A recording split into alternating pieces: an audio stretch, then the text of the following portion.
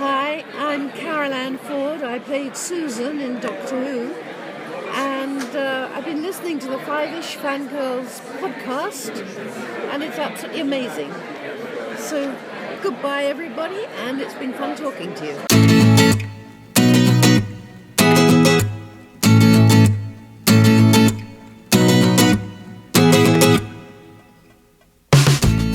The tangents this week continue all the way to episode 316 of the Five-ish Fangirls podcast. And whether you're running, skipping, swimming, whatever, to get your exercise, why don't you go ahead and do it for a good cause on top of it?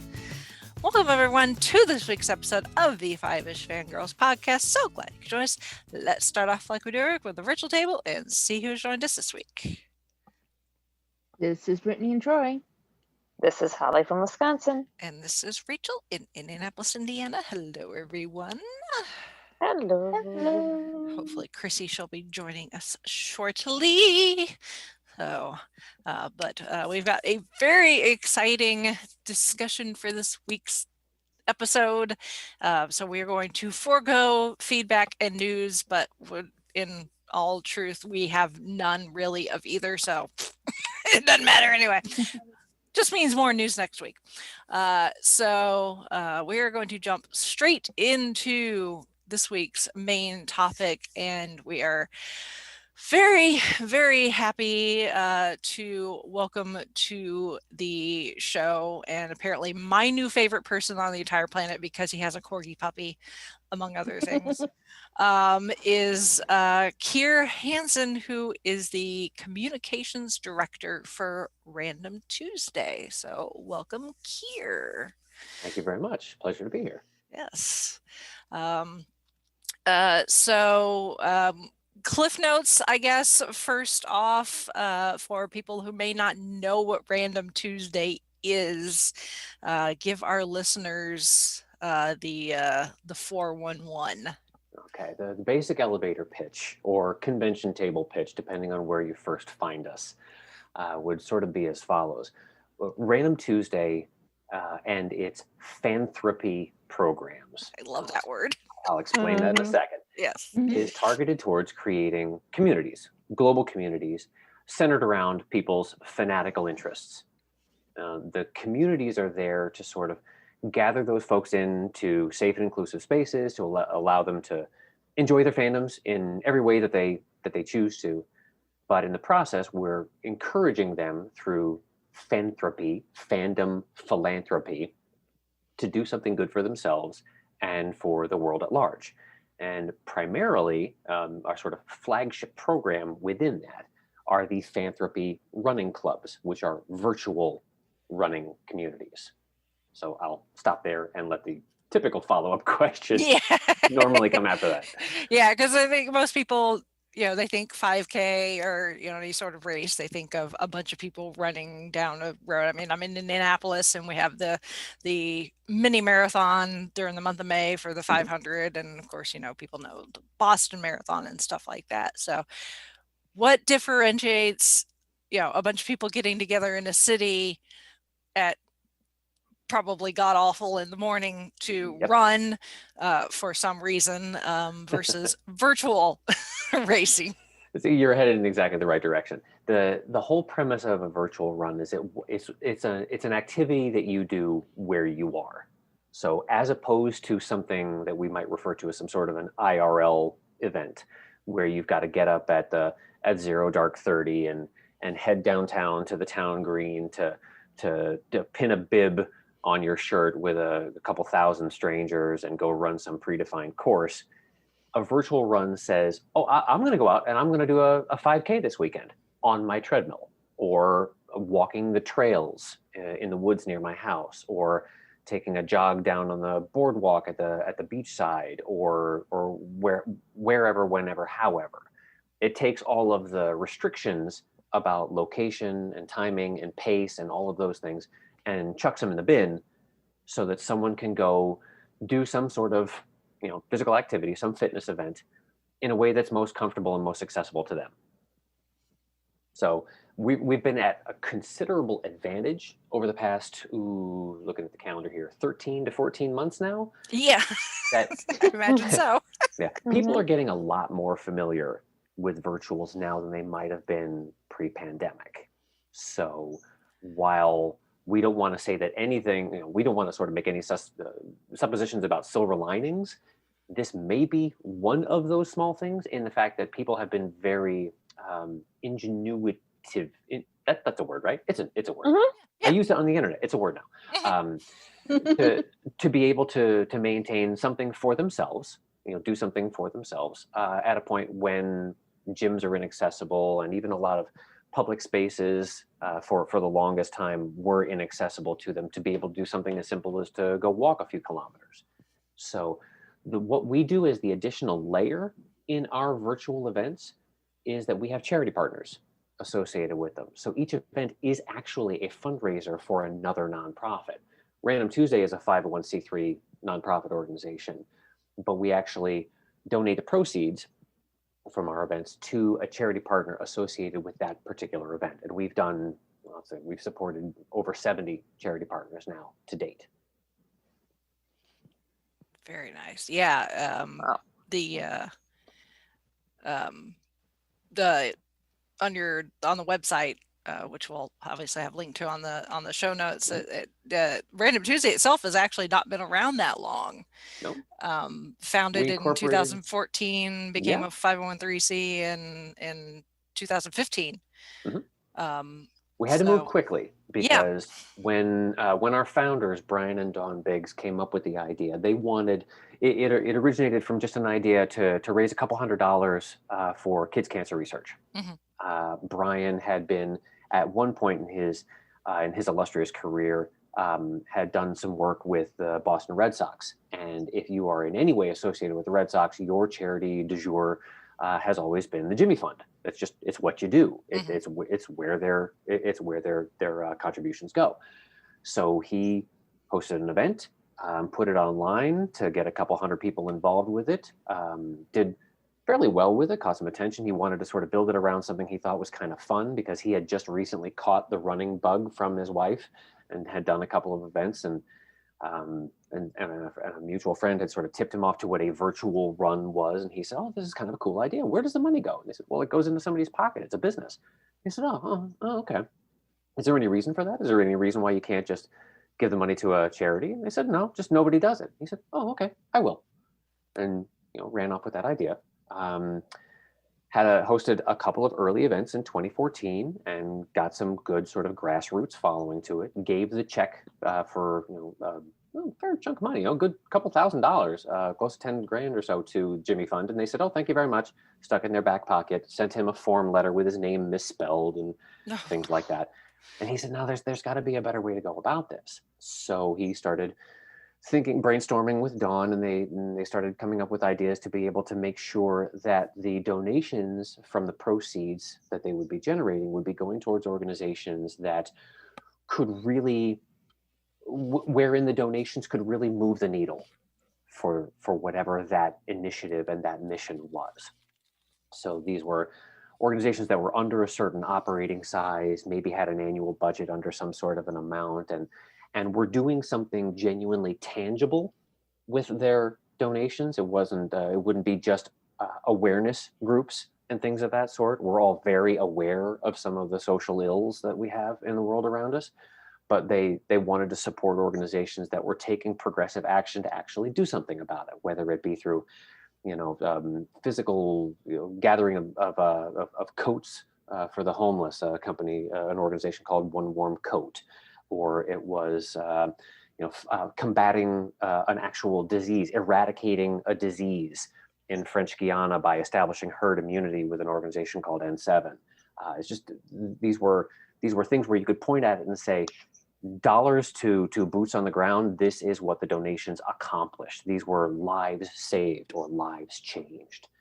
And to date now, with everything that Random Tuesday has done in the well over 100 events, as I mentioned, over 70 charity partners or so, we have donated over $2.5 million to these charities to make the world a better place through the power of the fandom that got people interested in participating in the first place.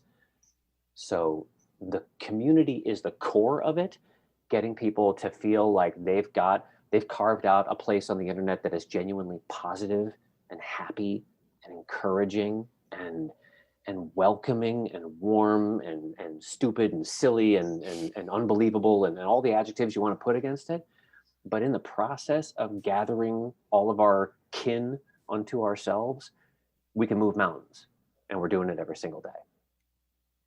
Yeah, that's, I mean, $2.5 million is not anything to sneeze at. No. And The bigger figure to chew on is Yeah. the fact that the community every day, if you take all of the clubs that are part of that Fanthropy running club umbrella, and there are a few under that umbrella, if they those participants who choose to report the distances that they're doing, because we don't ask them to, we don't actually tell them you have to tell us that you did your 10K or your 5K or your 3 mile or whatever it is you're doing. For those folks who want to do so and actually record those miles, they are plugging in tens of thousands of miles almost daily around the world. So to date, we are just about to crest the 16 million miles logged by our community. So Wow, that's insane. Wow. I'm not really good at applying, like maths are not my strongest suit, but that's lapping the globe more than a couple times. yeah, I'm thinking you're right. Yeah. Yeah. I'm pretty sure it's like at least 2 So and maybe more. yeah. And the page on the Random Tuesday website, you've got a good number of those charity partners listed too. And I love the fact that it's not just the logos, but each one, if you hover over it, you know, if they've already been donated to, it tells you how much has been donated. It links to their website, so you can read up on the different organization, and the variety is just, you know, yeah, it's great to, you know, if you've got a particular need or whatever to that you want to support, you know, whether it's cancer or, you know, save the rainforest or whatever, but you guys have done a great job of I think giving you know, acknowledgement to a good number of charities that people maybe never have heard of. I mean, there's several on here that I recognize, like To Write Love on Our Arms, and the Harry Potter Alliance. But, you know, maybe somebody didn't realize that there's the Toucan Rescue Ranch, you know, and they're like, oh, I love toucans. I would love to find out more about this organization and see how I can help them. We owe a great deal of that. Actually, it points right back to the community, because the process of actually locating and vetting potential charity partners is a community-based effort in and of itself. We open up to the community an opportunity to nominate charity partners at any point. There are links on all the websites that say, hey, if you know of a great organization that might be a good fit for us, fill out this quick form that just tells us where to find them and where to find their financials, because we use GuideStar and things like that to you know, find out, you know, exactly how large or small a particular or regional or international organization may be, and sort of put them through our vetting process. That yields hundreds of nominations per year. For us, we only put up on a really, really prolific year 15 to maybe as many as 20 events in a year. So that has to set the bar particularly high as far as the criteria that we use. Well, even parsing through the hundreds of charities that are submitted gets turned back over to the community, and we have volunteers who actually help us go through that matrix and figure out, okay, this organization may be too large because their operating budget is in the tens of millions, or this organization doesn't quite fit because they have maybe particular, they might have political or religious affiliations within their key founders or donors or something like that, we just have to step away from those so that we can remain as absolutely neutral as possible.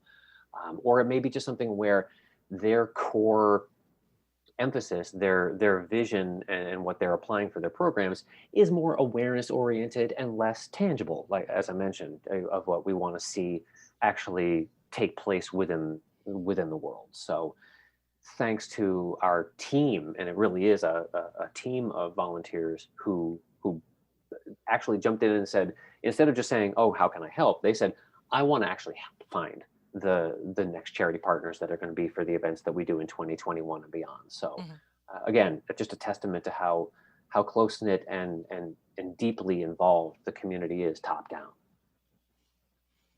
It's very nice. It's great that you have people that are willing to volunteer their time to help with that too. Mm-hmm. It is quite a time investment, but it is also something where there is a certain point of pride that they like to take when we actually do make charity partner selections, and they say, that was the one I vetted. I was the one that ran them up the chain and said, this is the one we should do. And they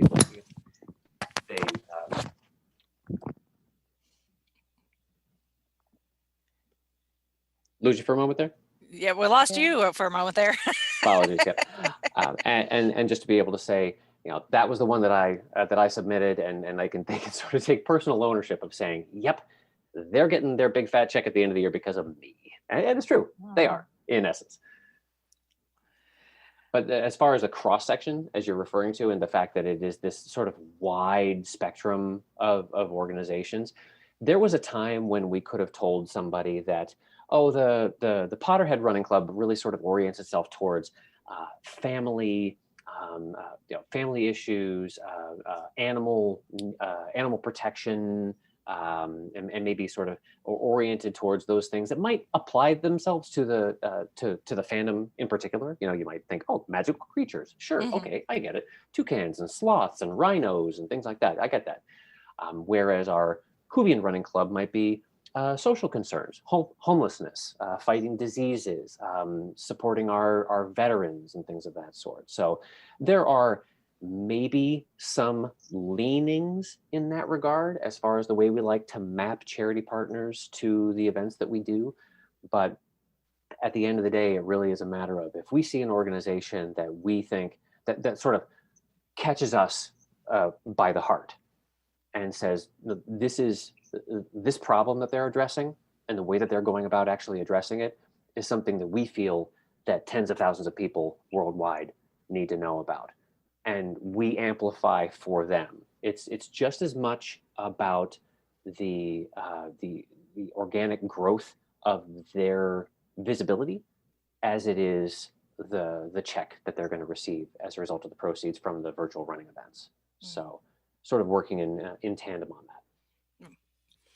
Well, since you mentioned two of them already, let's talk about the specific running clubs that you have. Gotcha. I guess the different communities, as they're referred to on the website. Right. So you've got the Potterhead Running Club for like Harry Potter wizarding fans, the Whovian Running Club for all the Doctor Who fans, which is where my first medal came from, and Brittany's too. Brittany's got one as well. The Chilton Running Club for all of our Gilmore Girls out there. Oh, and they are. This is you talk about a fandom that you didn't know you may not be as aware is as intense as they are. No. Yeah, I didn't. I certainly didn't. You put 8 cups of coffee a day into someone. and they're going to be passionate about. No, they are highly caffeinated, highly motivated group, and they're awesome. We love them. Yeah, and then you have kind of the general fandom running club, which encompasses kind of your mini series. Kind of. This is our youngster. Okay, the Fandom Running Club has only been in place for a couple of years now. And they have been growing very, very rapidly because they are the sort of the open convention floor where everything else, I guess you could say, is being celebrated. And that runs things from cinematic releases. So what we refer to as our cult classics, those movies that you just can't help but know nearly every line to, or things of that sort. So your diehards and your and movies of that nature, which is a Christmas movie, by the way. Let's Yes. just put that One of my favorites. But it also has things like your television series. We refer to that as the small screen series. That originated, in fact, that's actually where the Fandom Running Club got its origins, was because Dawn, our co-founder and actually our chief creative officer who designs all of our medals and shirts, said, no, I need a place for Buffy. I need a place for Buffy. And at the time, she also thought, and if I can fit it in there, I want something for those damn Winchester boys too. So the Chosen Run 5K and the Baby 6.7K were the first two events that the Fandom Running Club unveiled. So that's where things got started, but it has grown to encompass not only a film and television series, but also literature. There are things in there that are oriented around just sort of, well, there's gaming, or whether it be tabletop or things of that sort. We've done ones for Dungeons and Dragons and things of that sort too. We've even done things for board games like Twister. We did the Twisted 10K, where you would actually spin the dial on the metal to determine your distance. It gets up to 200K, so you better be careful about where the needle lands. But then we've even, like our most recent event, the one that we just unveiled this past week, was actually for Bob Ross. Yes. Oh, that's amazing. The happy little 3 mile. The happy little 3 mile. Just go out Nice. and make friends with some trees as you pass them by, and just feel good about what you can do and feel empowered by your accomplishments. And if it takes you 3 days to do a 3 mile, fine. Nobody can take that away from you, because there are no mistakes, only happy accidents. So that was, I personally, I have such a place carved in my heart for Bob. I was a kind of a latchkey kid, so the opportunity to be able to spend the afternoons coming home from school, to be able to, grab my after school snack and put on PBS, and there was Bob just taking all of the cares and concerns of the day away for about 30 minutes, was the most welcome thing in the world. So when Dawn suggested, she's like, I think I kind of need to do, I don't really know where to fit this, but I want to do a medal for Bob. And I don't even think she finished the sentence, and everybody jumped on her and said, just do it now. What are you doing? Why are you designing anything else? Stop, go do this now. So, and it's doing extremely well. Yeah. The medal is, I love the medal. I love the medal. We have a lot of fun with it. And speaking, sort of going back to the whole charity partner aspect of these events, we try very often in some of our flagship clubs, the Potterhead Running Club and the Hoovian Running Club, to find a kind of a thematic connection between the event and the charity partner that it's benefiting as best we can. Many times the link is blatantly obvious. We did, you mentioned the Toucan Rescue Ranch out of Costa Rica, whom we absolutely love. And we first met them through an event that we were doing back in 2018 that was the half giant, half marathon. Okay, about our game master on the Hogwarts school grounds. And so we said, all right, this is a big distance. A half marathon is the longest distance we typically would ever stretch an event to, with one exception. I won't get into that one right now, but but we said, and this is a larger than life physical character, so we want to make sure that we have charity partners that match that. So we actually went with 2 charity partners in that event. One was a group out of New Jersey called Goats of Anarchy, where they actually take I thought of that. Yep, they are a great group. They are huge on Instagram with these amazing little baby pygmy goats and goats of all different breeds that have, for one reason or another, have to been replaced from their original farm homes because of either physical injury or deformity, and they live out their lives on this protected farm. And they're amazing, and we love them. But then we also found the Toucan Rescue Ranch, who are in the heart of the northern Costa Rican rainforest. And they are a group that works to rescue, rehabilitate, and return various rainforest creatures back to their habitats. And that includes toucans, little capuchin monkeys, things of that sort, and sloths. And they had us at sloths. Oh, yeah. So we had, over the course of that event, we said, all right, this is for Hagrid. This is our game masters event here. and the two charity partners, and we sort of made it sort of competitive. We said, are you team goat or are you team sloth? And we sort of pitted everybody against each other for fun, and it became this great thing. But yeah, they, as a result of our donations to them that year, they actually were able to build an entirely new rehabilitation facility at a new location within Costa Rica, that they even brought in an artist to do these murals on the outside of the building thanking us. So it's like this whole magical theme about it's amazing. They sent us the video of this time lapse of these mural painters doing this thing, and it melted us, absolutely melted us. And they came to our year-end event. They flew back into the States to come to our year-end event that we hold in Connecticut every December. We call it our Yule Ball. It's just really amazing. The family that grows out of these things is extraordinary. Very cool. Very cool. That is amazing on a number of levels. Yeah, I think that's the one thing that I love most about what you guys do is, anybody could, like you said, what we were saying at the beginning, is that anybody could put together an event, have a couple hundred, couple thousand people get up at, butt crack dawn, go run, around their neighborhood or their city, get a medal and call it a day. But you really focus on the community aspect of everything. You've got the organization as a whole and the different running clubs. They've got their social media platforms, but then there's also a Fandom running club Facebook group that I just joined earlier today.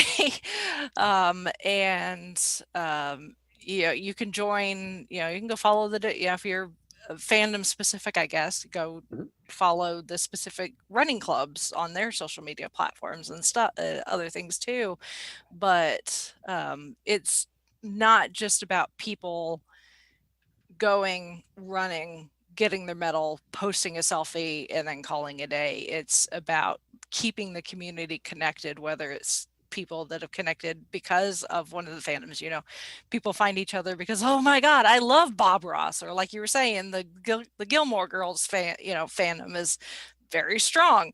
But then you can have people that also connect because of the charity partner.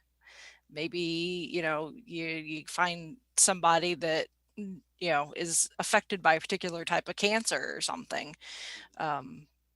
That's kind of our focus in doing our show too, is, we love talking with each other and we're all good friends and we talk anyways, but we want to continue and develop that sense of community.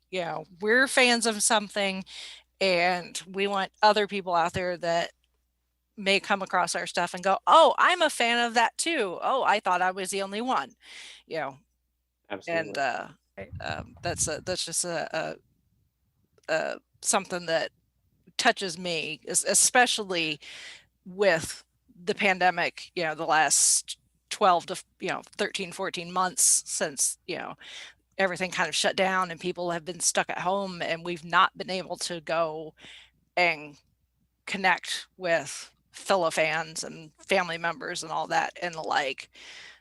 The fact that you guys encourage people to still connect, whether it's on Facebook or whatever, is great. It's one of the things that makes the community as constantly active as it is that they come into it, whether they be coming through the door for the fandom, whether they be coming through for the opportunity for the sort of the fitness encouragement, or whether they be coming through because of our connection through the charity partners, or some combination thereof. We sort of say internally, doesn't matter how you got here, but now you're here, and we'll be damned if we let you go. Because there is something really, really unique about the energy and the ebb and flow of conversation that happens within the online communities on a regular basis.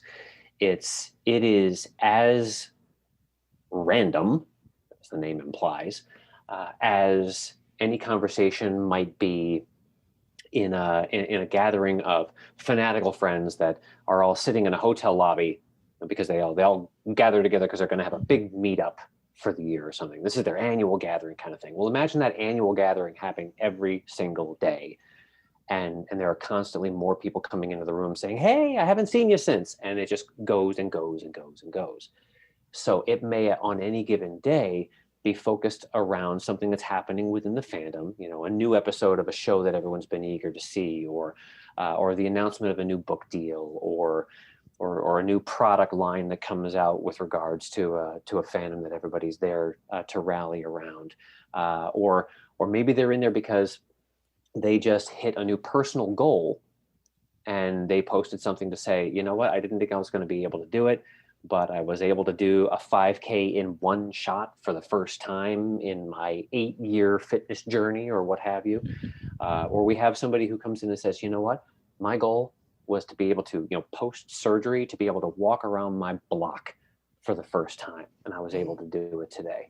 And hundreds, if not thousands of people pile on within hours to give them the kudos and congratulations that they didn't even know were coming. They just wanted to share something because the community is just that open and inviting. So it's, as Brian, our co-founder, likes to say, if you're looking for somebody that's either going to sort of pick you up and dust you off when things are rough, or somebody who's going to cheer you on when things are great, or someone who's going to kick you in the rear when you're feeling a little lax and sluggish about it, they're there for you on all accounts. And they do so with a really, really warm heart and open arms. And that, combined with just the general fan enthusiasm, is kind of the reason why this works. There's nobody who, I guess if you look at what we would consider the sort of the conventional definition of a geek is, it's not glasses and pocket protectors and high-waisted belts and all the things that you want to, make some sort of a silly joke about. The idea of geeking about something just means you're really, really invested in it. Mm-hmm. You enjoy the minutia. You actually live for the trivia. You can sort of get in with the details and enjoy it and want to see other people enjoy it too. I consider the idea of true geeking about something has no gatekeeping qualities to it whatsoever. We like taking gates off hinges rather than locking them up. So that idea of it, if you've got somebody who knows how to be that passionate and that deeply invested in something, like a 22-year-old, or in our particular case with the Whovian Women Club, a 60-year-old British science fiction program. Long time. Yeah, I mean, that is somebody who's in it for the long haul. They know how to get, seriously rolled into something. If you can channel that towards something that you're doing for yourself, something that gets you out there to be a little bit more active than you were the day before. And hey, as an additional layer, your act of doing so is actually going to make one little aspect of the world better too. I mean, there's no losing side to that whatsoever. Mm-hmm. And these are the people who can say, yeah, it's the difference between someone saying, yeah, okay, I'll participate in that. You get a fan involved in that, and you've got a lifer. You've got somebody who says, oh no, I'm in. No, you don't understand. Step 3 steps back, because I'm in. I'm going to flail around a little bit now, if you don't mind, because I'm so in. That's the kind of reaction that we get on a regular basis. And it's kind of funny. In our work Slack that we communicate with the executive team, we are a whopping international organization of 6 people. So we communicate pretty much all day long on the back channels. And it's so funny when we realize that we've got somebody who went from discovering us to wanting to be involved with us to like probably standing, say anything with the radio outside headquarters, kind of waiting to play our song kind of thing, because they are so invested. And that's exactly what we live for, because we know that that's somebody who's going to do something really, really awesome for themselves, and they're going to do something really awesome for the world at the same time. Yeah, that's just, yeah, I'm just warm fuzzies. That's what we're all about. It's We just are warm literally, fuzzies. Yeah. You know, Yep. we're big fans of warm Yes. fuzzies. Mhm. And so, Yes, we are. Yeah. So this is Chrissy, by the way. I came on a little late, but hello. so hello. I liked something about what you said about how when you're a fan of something and you're just really into it, channeling that energy, that spirit, that I guess obsession, maybe if you want to call it, into something. Because I'm sitting here like just nodding my head, saying, yeah, I get very focused on, Doctor Who or Sailor Moon or whatever else that I'm just into at a given moment. And that sometimes I even remember when I was a kid, my mom would say, if you did your chores or did this half as much as you obsess over all the other stuff. And I love that too. Yeah, you talking to the choir here, but yeah, I love that idea of you've got all this energy for this thing, and that's great. Use it to get in shape, support a charity, any one of a myriad of things that you've been talking about. And I just wanted to highlight that little comment, because when I heard that, I'm just like, yes, nodding my head the whole time you're talking, because that would be. And now that I'm getting older and I have I have kids, and I'm like, okay, I've got to do these things, be around for them, and and it I understand it makes me feel a lot better. And it's nice when I can go into my, yearly physical and tell my doctor, yes, I have been walking a lot, or, even running. But yeah, obsessing over that, maybe not obsessing, maybe that's the wrong word, but just being so focused on that, as much as I'm focused on all these things that I do in my spare time for fun, because I love all the details and things like that. So I love that idea that you brought up just now. Excellent. That's really what it comes down to, is you talk about the enthusiasm or the obsession. There's nothing wrong. There's absolutely nothing wrong with being obsessed with anything. Right. Because it means that you're going to be putting 100% into it. Mm-hmm. And if that's something that you're putting 100% into is something that is inarguably positive, do it. Do it twice. Eight times and once on Sundays. I mean, it really doesn't. There are aspects of what this community has accomplished that I still have a hard time wrapping my head around years later. There's the you talk about the miles that they've logged, I should say the tens of millions of miles that they've logged, and I can't, my brain can't handle those kind of numbers. My eyes roll back and I smell toast, and by the time I wake up, it's tomorrow, and that's fine. The idea of the energy that the community has, that they eagerly await being told, sort of like where we're going to point them next. Like we are just today, as we are recording this, dropping the first hint for what is going to be 4 days of hints leading up to what our second, follow all these numbers here, first of 4 hints to the second event of the Whovian Running Club's calendar year. Okay, so by the time we come to Saturday of this week, we will have unveiled the second event of this year. So we drop some hints over the course of the week. We have some fun with it. We throw some riddles out there to get people to try to figure out what the theme of the event's going to be. And then on the Friday prior, the day before we actually launch the event on Saturday, the Friday prior, we announce who the charity partner is. And everything erupts. People go crazy over the charity partner, because they know that come noon Eastern the next day, when we open up the floodgates and they start pouring in to get registered for these things, they have a specific target in mind of what it is that they know that they're going to be accomplishing for themselves and for something outside their front door. That has you talk about your warm fuzzies, that has an emotional level in and of itself.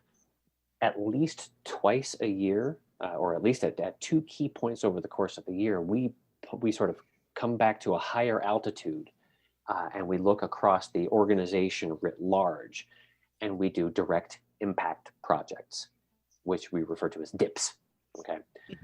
The idea of a direct impact project is us taking all of these tens of thousands of lunatics around the world who join us for these events in 66, maybe I think 67 different countries now, 16 time zones. and we tell them, okay, outside of the virtual running events, we've decided that we are going to do a drive of some sort. We're going to point at some organization that is looking to gather tangible physical goods, and we're going to flood them. So this grew from things like doing a sock drive for the homeless, or doing we did a collection of when the hurricanes smacked Puerto Rico, and they were in just dealing with so much at one time. We cut through and said, you know what, we're going to grab one little aspect of that. We're going to donate coffee to Puerto Rico, and we donated thousands and thousands of pounds, tons of coffee to send to Puerto Rico over the course of a very short window of opportunity, where we looked at the community and said, you've got a couple of weeks, go. And we just gave them an address and said, ship it here. And they just went ballistic. The one that sticks out clearest in my mind, and it means so much to me on a level, and I swear I'm going to get through this. It's difficult for me to do, but I'm going to get through this, is what we did for Noah's Bandage Project.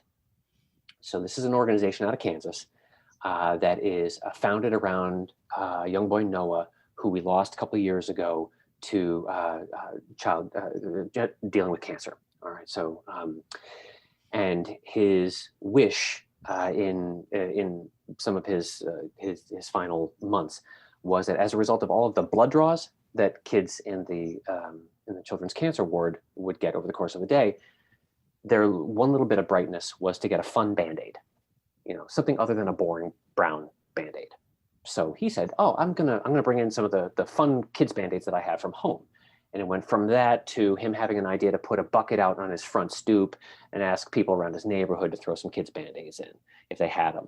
And it went from that, and it grew a little bit larger till it was around town. And then it got the attention of the greater Kansas City area. And then it got the attention of one of the starting pitchers for the Kansas City Royals. And it grew and grew and grew. Well, we discovered them and said we wanted to use them as sort of the target, if you will, of one of our direct impact projects. And we sat down, got in a couple phone conversations with Noah's father, the founder of this organization, and said, how many Band-Aids have you received now to date? And he said, we've received about 1.8 million bandages since our inception. So that's absolutely amazing. What's the largest single donation you've ever received? And he said, it was actually from the Band-Aid company. It was from Johnson & Johnson for like 250,000 bandages in one shot. That's fantastic. So what are your goals? And they said, well, we just built this new barn that's going to be our receiving facility here in Kansas. And we're going to use that for doing all the processing of the incoming bandages that we receive from all of our events over the course of the year. And we effectively said, we'll be right back, hold our beer. And we turned to the community and we said, all right, kids, you got 2 weeks. Here's an address for their new barn. And we got volunteers on hand that are going to be able to process and tally these things. And we made it competitive. We do a we call it, it's a trophy competition that we do among all of our running clubs. And within the running clubs, like my Potterheads have their houses and my Whovians have teams, villains and Time Lords and companions and things. And they keep it all competitive just for friendly play. But we basically pointed them all at this organization and said, do your worst. And so let's see. So the numbers were Noah's Bandage Project had received to date in 2018 when we found them, they had received 1.8 million bandages since their inception. I think since 2014 as well. I think they were just about the same age as us. Over the course of 2 weeks, we donated 1.77 million bandages. Wow. Stuffed their barn, and word got out about it, and word got back to Johnson & Johnson, and we shamed them. And they turned around after our event had ended and donated another 1 million bandages. Wow. So, this is, and it was just done because why wouldn't you? If you can go on to Amazon, like we had Amazon distribution warehouses contacting us saying, what side hustle are you doing? You are wiping out our supplies of stupid Elmo Band-Aids. And what is going on here? What crazy scheme do you supervillains have for dominating the world with little plastic bandages? Like, no, it's for the kids. I swear it's for the kids. But this is the kind of thing that happens when we get folks that are realizing that they have that direct impact capability within them, whether it be just for themselves in saying, I'm going to go out and I'm going to do my first 5K event, but I'm going to do it by hiking in the woods with my dog. Or if they're looking at it and saying, no, I want to be a part of an organization that is actually raising and training support dogs for veterans coming home with PTSD, or whatever the thing is. There are so many opportunities for people to go out and change the world a mile at a time. I mean, we make that a catchphrase around us, but it really is genuinely true. This is the idea of getting really, really passionate about something and finding limitless opportunities to do something amazing with that passion, and not having to compromise anything about how hardcore you want to geek out about something. I mean, if that's your jam, if it's Avatar: The Last Airbender and you live for the cabbage vendor because you want to see him vindicated, that we got an event for you. That's what it boils down to.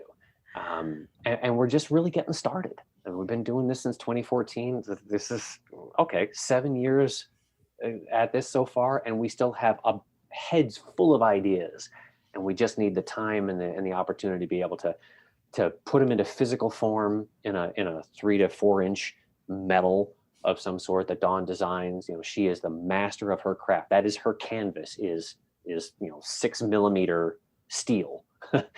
Yeah, and they're beautiful metals too. I mean, I've participated in several events, and this is probably the nicest medal I've ever got. That's actually intentional. That is intentional, because as you mentioned, doing things like if you were to do a town turkey trot or something like that, during the normal times. You remember the normal times? Yeah. Back in the day, vaguely, when, But you probably wouldn't even receive a medal for a lot of those events. Yeah. I know, at least up here where I am in the Northeast, you have to do at least like a 10K or events of that scale in order to earn some sort of distributable thing that you would take home, whether it be a shirt or a medal or something like that. Yeah. And we didn't want that to be the case. You've done the distance. You've put in the sweat equity. You've earned this thing, and we want it to be as good or better than anything you could receive from a live event. And hopefully, we've done so. I think so.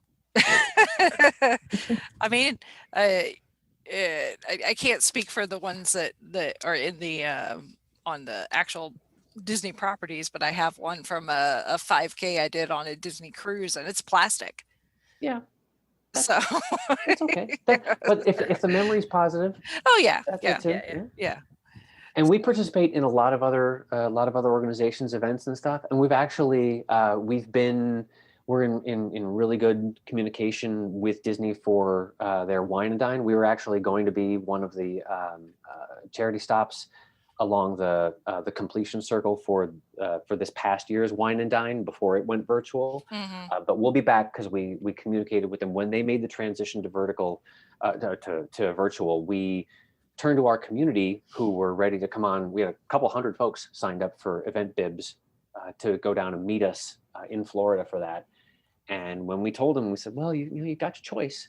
You can either tap out and say, well, all right, maybe in the future, or you can transition over, do it virtually, and get the experience, and we'll enjoy it again when things resume. And the vast majority of them stayed on board and said, yeah, I'm doing this for Random Tuesday. I'm doing this for the Potterheads. I'm doing this for whoever. I know virtuals. You and I know virtuals perfectly well. Let's do it virtually, and we'll party in Florida the next year. So we went back and told Disney about that, and I think Brian's response was, I got 6 exclamation points on their wow on their email back from us. So yeah, we'll absolutely be involved in those too. We do them all the time, whether they be actual events or doing other virtuals from other organizations. We're not ashamed to admit that we're kind of bling whores a bit. It's kind of okay. if it's a collectible, then yes. Yeah, And even if I have to work for it, then that's fine. exactly. I And love that's bling. But that if it's brings up an fandom in- related, even better. Better, yeah. right? Yes. Because you go ahead and you hang these things up, whether you've got an actual dedicated metal rack or whether you've just sort of got them laid out in various places or who knows what. But those ones that you can point to and say, "Oh, I remember where I ran that," and that's all great too. But one of the cool things about some of ours is you can point to it and say, "Yeah, that one benefited this organization. That one benefited this organization." There's like that extra layer to it that you don't normally. Like you couldn't point to your Shamrock run that said, "Oh, what was that one for?"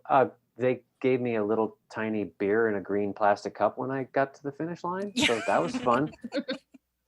But you can point to one of ours and say, "Oh, we eradicated a disease." We brought 7 kids home from an orphanage in China to their forever homes in the United States. That's probably one of my dearest charity partners, and the one that actually smashes me in the heart every time I even think about them is a group called RODS, which is Racing for Orphans with Down Syndrome.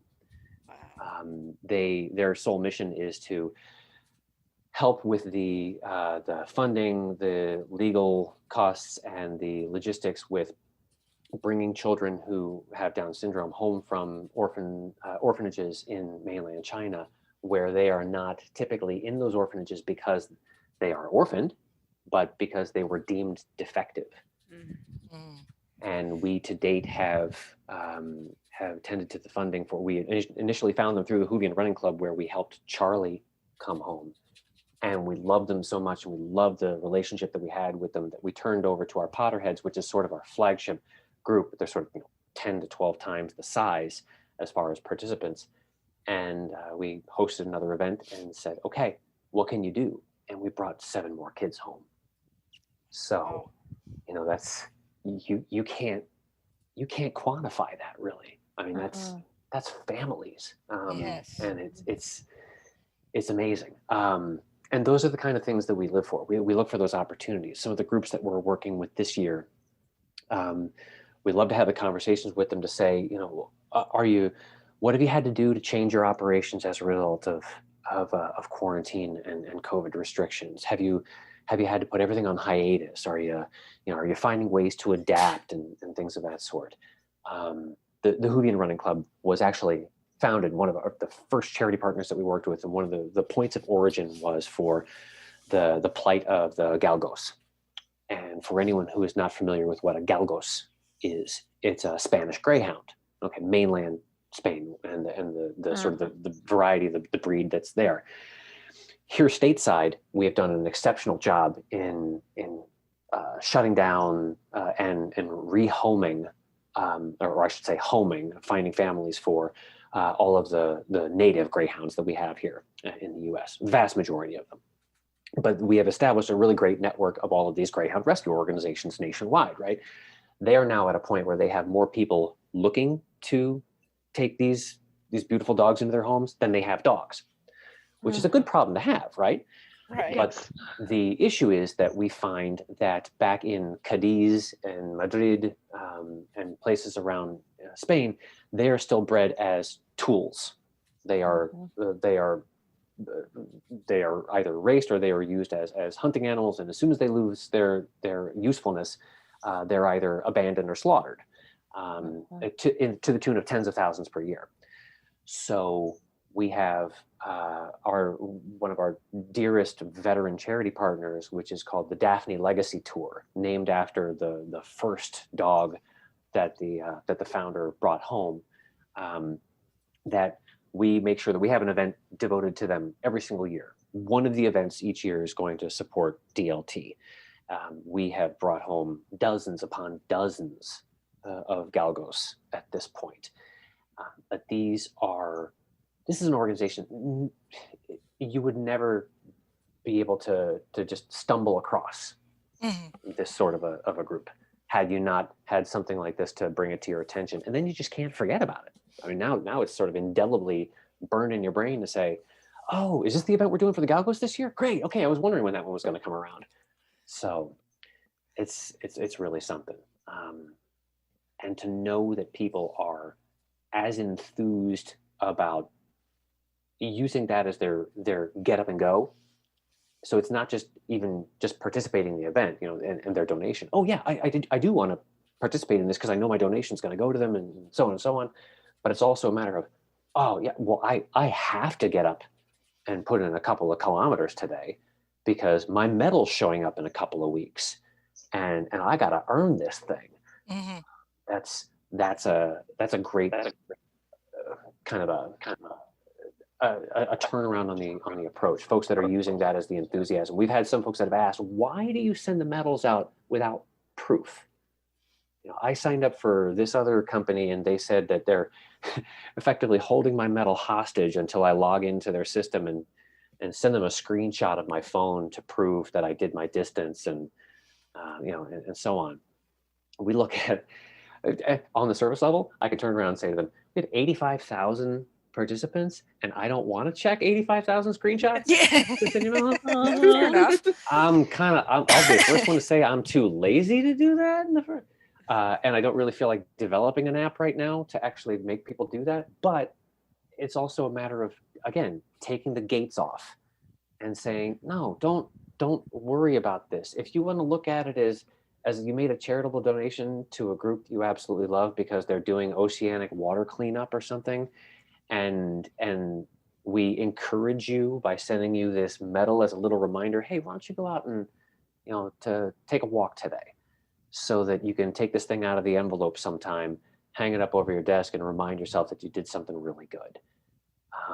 That honor system really means it sort of works as an honor on multiple levels, because it's us entrusting you to go out and do the distance, but it's also you trusting us to find these organizations that are going to do the most with what we've been able to provide them. So yes, full circle. Yeah. Well, and I do like the honor system. I work for my library system, and whenever we do reading programs like summer reading, and we have prizes and things, and most of the time we say, yeah, it's all on your honor system, and really we do these things because we're encouraging you to read or read to your kids, or get out of your reading comfort zone. And it's sort of the same thing. It's like you're running, you're walking, you're doing these 5Ks to help charities, help yourself, feel like you're accomplishing something, so it's more encouragement for you. It doesn't hurt the organization or hurt anyone if you don't finish it, but this is more, it's a team effort. And so I understand that whole, you're doing it for yourself, and please do it for yourself, and not because, someone's going to be checking up on you, Right. to say, are you doing what you said you'd be doing? This isn't gym class. No, Right. you're not. You're not going to be graded on it. It's not going on your transcripts. And it's not going to affect the college that you get accepted into. We're not withholding your degree. No, absolutely. Yeah. Yeah. Yeah. So, wow. You're like giving me goosebumps and tearing up a little talking about some of this. This is what I have to do every day. Can you Oh my imagine? goodness. I don't know how you do it. Well, we like to joke with people that we sleep really well at night, and most of that is because of the running, but it's also because we feel really, really freaking good about what we're doing. Oh, I imagine. I mean, it's not often that you get people that say, "Oh yeah, I really love my job," but I love my job. I really do. I work with some of the best people on the planet, and we get to do these things with thousands of people who are equally amazing people, and they all get it, and they all want to do it, and they all are eager for the next one and the next one and the next one. And it makes it really easy to fall asleep at night, but it makes it equally easy, well, with a couple of cups of coffee, to get back up in the morning and do it some more. Very nice. Yes, very, very. Well, as we come close, I think, to finishing up here, let's, I guess, talk about the technical side of things and how people sign up for these events, and specific, if it's like, if you want to get a particular medal, how do you go about that way, and Right. the kind of the brass tacks back end of participation, I guess. The long and the short of it, participating in a virtual run is as simple, or I should say, as being participation in any of our running clubs just means that you've found us online, because there's no dues, there's no, none of that stuff about having to get into a membership or anything of that sort. It just doesn't apply with us. The whole idea with us is just we want you to come be a part of the community first and foremost, right? So participating in a virtual run just means that you've gone to one of our sites and you've found an event that interests you. There, at any given moment, there are a handful of active events, particularly within the Fandom running club, because those don't have a duration on them. They are available until we run out of medals for that particular event. Whereas for our other running clubs, they run across the calendar. They're usually 4, sometimes 5-week registration windows, because we have so many participants in those that we can't gauge number. We have to wait and see how many people have registered and then punch the order with our manufacturers and then ship them out. So you go to any one of the websites, find an event that interests you, you sign up for it with your $27 donation. We do call it a donation because we are a 501c3. This is tax deductible. And I'm just doing my taxes this week and I realized, oh my gosh, I can actually apply these things again. I could never figure out all of the, did you hit this threshold? Should you take this? Finally, I now understand, and I'm glad I held on to all these receipts. But you sign up for the thing, do the distance, as I said, wherever, whenever, however. If you want to do it before the medal arrives, so that by the time it shows up in the mail, it's this whole unboxing and you just love it because you've already earned it, awesome. If you were the type that says, I got to see this thing sitting on my desk in the envelope, staring at me as the impetus to actually go out and earn the thing, great. It's going to be there in a couple of weeks. It'll show up and you can stare at it and feel guilty until you want to go out and actually do your whatever. That's fine too. People, any stripes, doesn't matter. But to find them in the first place, I would encourage anybody just to go to fanthropy.org. That's FANTHROPY. Fanthropy, Fandom, philanthropy is what it stands for. And that will say, okay, well, what do you enjoy? Here's the Potterhead Running Club. Here's the Hoovian Running Club. Here's the Children. Here's the Fandom Running Club. And you can sort of drill down from there based on whatever calls to your geek heart.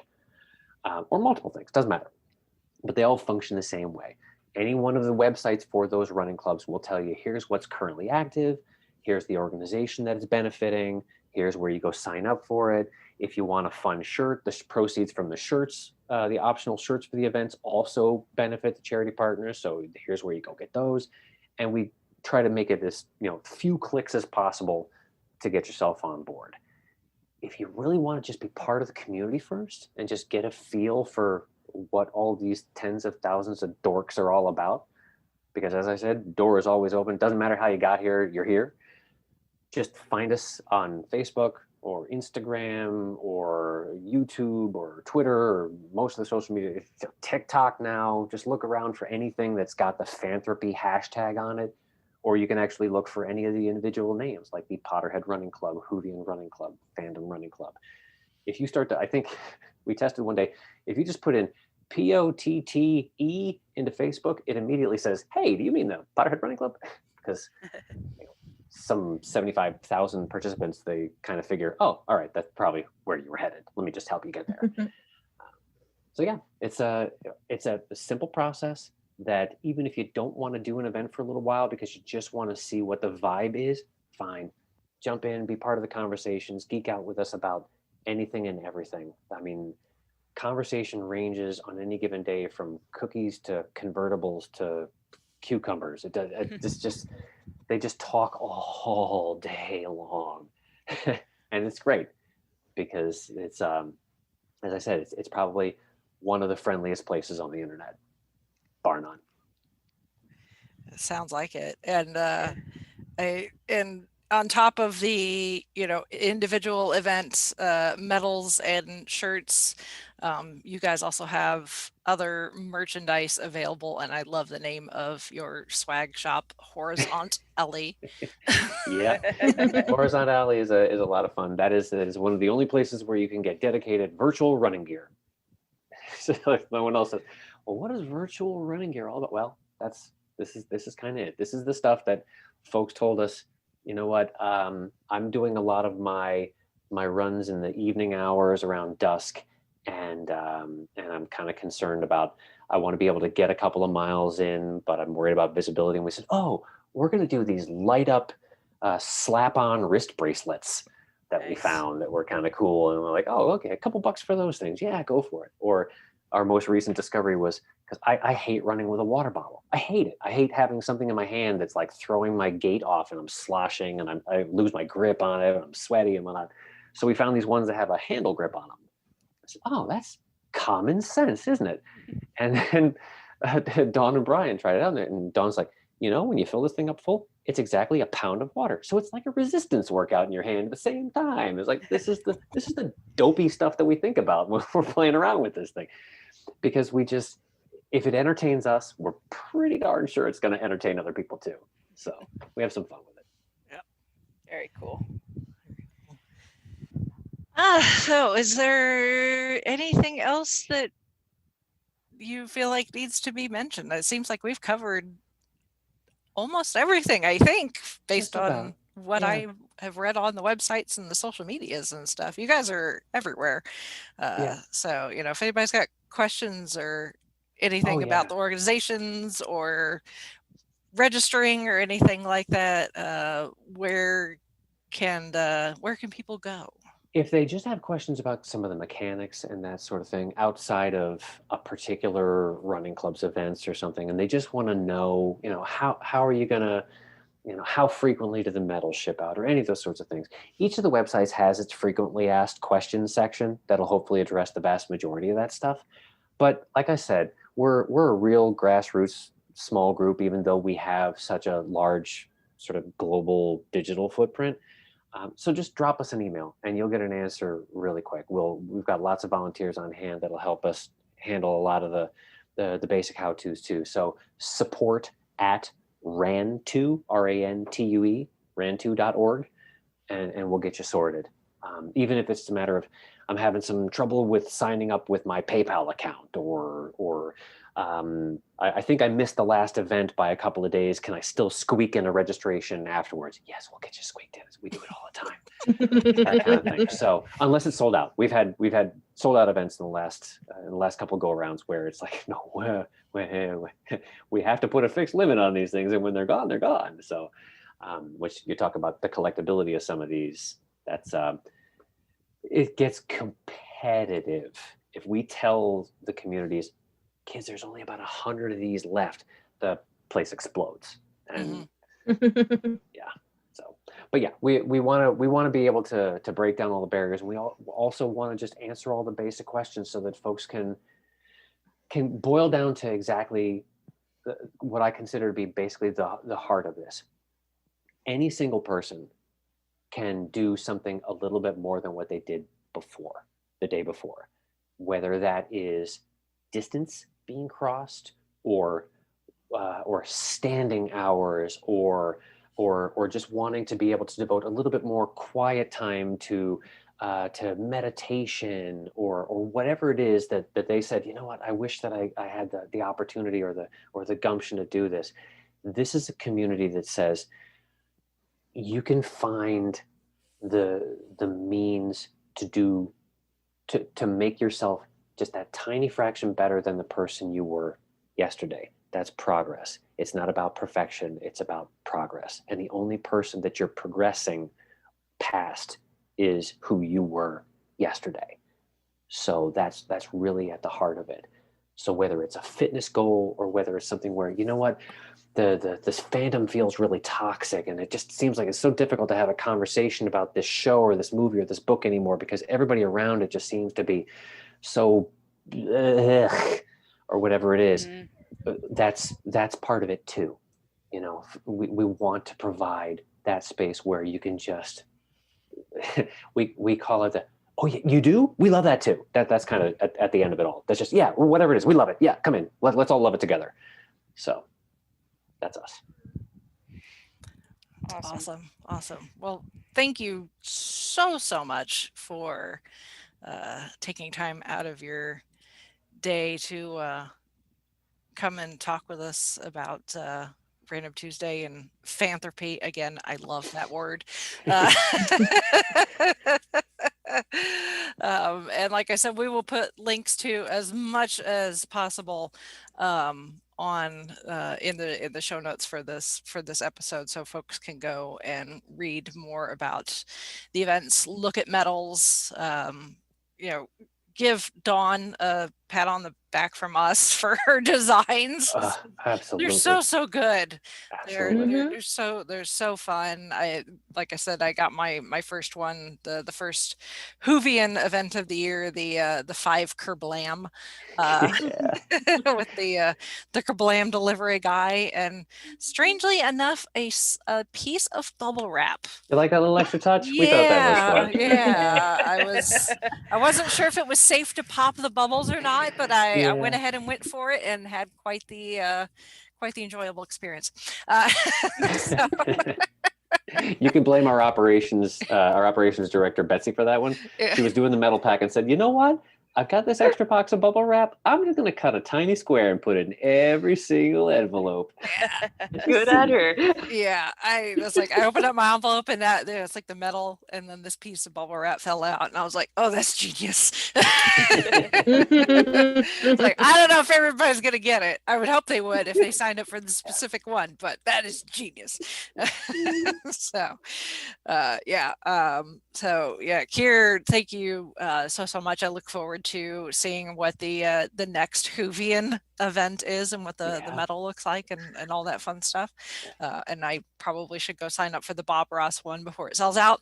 While I'm thinking about it. Yeah, that one has only been out for four days now and is already halfway to capacity. Oh, so, yeah. Wow. So I'm gonna do that before I go to bed. There you go.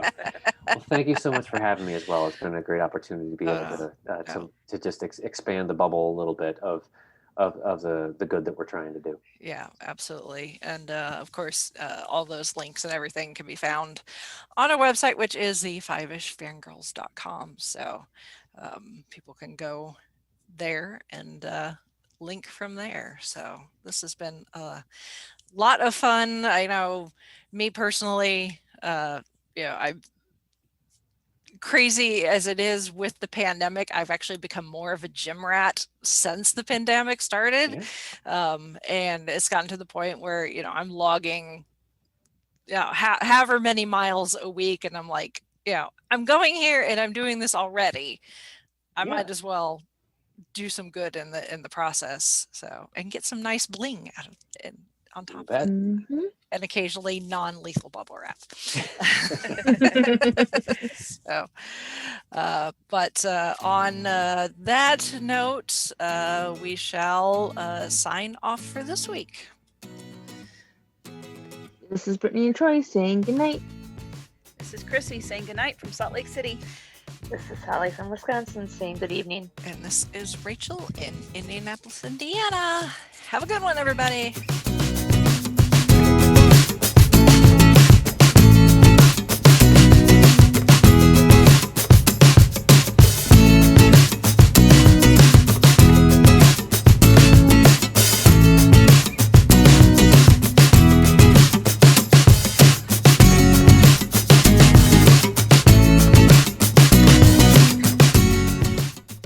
Listening to the 5ish Fangirls podcast. You can find more episodes and information at the5ishfangirls.com. Any and all books, movies, games, and any other forms of media mentioned are owned and operated by the respective copyright holders. No copyright infringement is intended or implied. If you wish to support the show, the easiest way is to leave us a rating and review. More ratings and reviews will make it easier for others to find the show. If you wish to support us monetarily, you can do so at patreon.com/5ishfangirlspodcast. All money goes towards fees and equipment to keep the show going. For official 5ish Fangirls merchandise, visit redbubble.com/people/5ish Fangirls. We love hearing from our listeners and encourage feedback. You can email us at 5ishfangirls@gmail.com. You can also like and follow us on Facebook at facebook.com/5ishfangirls. Thank you so much for listening, and may the squee be with you.